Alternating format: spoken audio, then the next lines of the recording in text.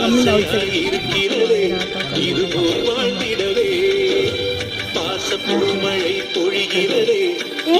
Wow சொல்லு. Oh my God சொல்லு. சரி இதெல்லாம் என்னதுமா? What are these? இங்கேயா நீ வந்து அந்த பாத்திரத்தை விடலையா?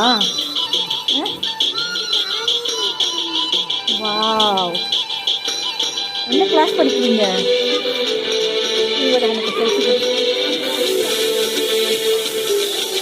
இது பாரு, அம்மாக்கு ஒரு ஃபோட்டோ போஸ்ட் தரேன். முன்னாடி தரல இல்லைங்க. ஆமாம் நீங்கள் தான்.